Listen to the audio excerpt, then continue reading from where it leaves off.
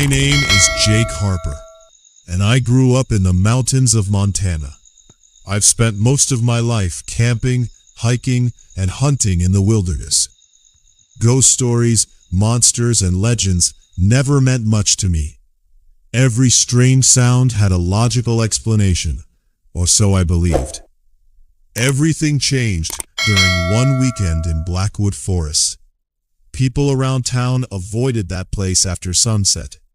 They claimed hikers disappeared there every few years without leaving behind footprints, backpacks, or bodies. The only thing ever found was an abandoned campsite. The locals had a name for whatever lived in those woods: the Mimic. They said it never hunted by chasing people. It hunted by calling them, in the voices of the people they trusted most. Of course, none of us believed it. It was October 2024 when my three friends, Ryan, Noah, Ethan, and I decided to spend a weekend camping deep inside Blackwood Forest.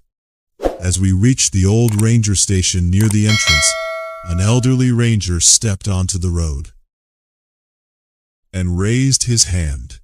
"Heading into Blackwood?" he asked. I nodded. He looked at each of us for several seconds before speaking again. "If you hear someone calling your name after dark," he paused, "don't answer." Ryan laughed. "What if it's one of us?" The old man didn't smile. "Especially if it sounds like one of you." No one spoke after that. We simply drove away, joking that the old ranger had probably scared too many tourists. By late afternoon, we found a clearing surrounded by massive pine trees. It was the perfect campsite. We pitched our tents, gathered firewood, and cooked dinner over the campfire.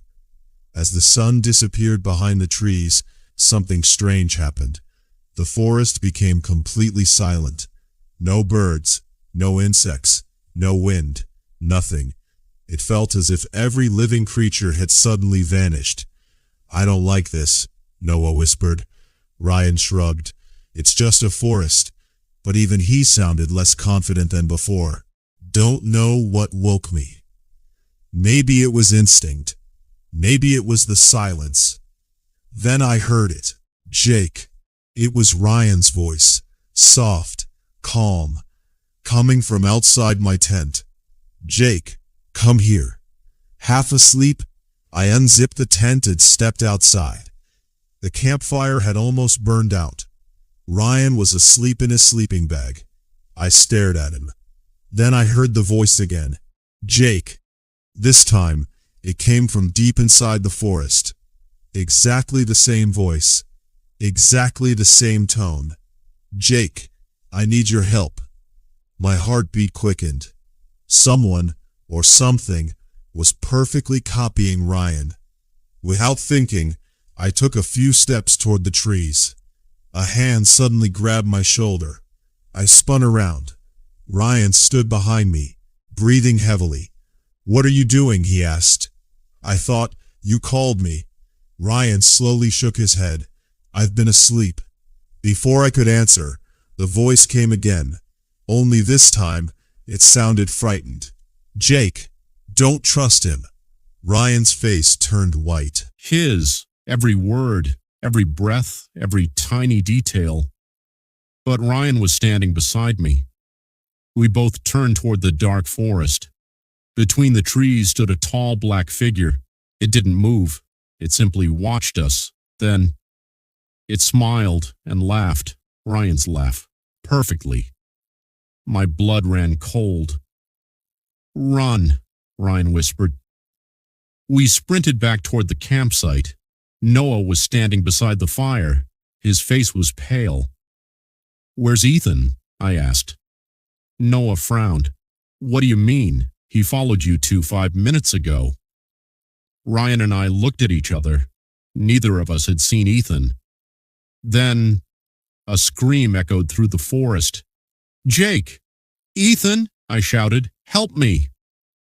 The voice sounded exactly like Ethan. It was full of panic. Then another voice answered from a different direction, also Ethan. "Don't listen!" A third Ethan screamed from somewhere behind us. Run! The entire forest erupted with Ethan's voice, every direction, every distance, every scream identical. Ryan whispered the words the old ranger had said, "Never follow the voice." Then, from somewhere in the darkness, something began walking toward our camp, slowly, deliberately. Crunch, crunch, crunch. But whatever was coming, it wasn't walking on two legs.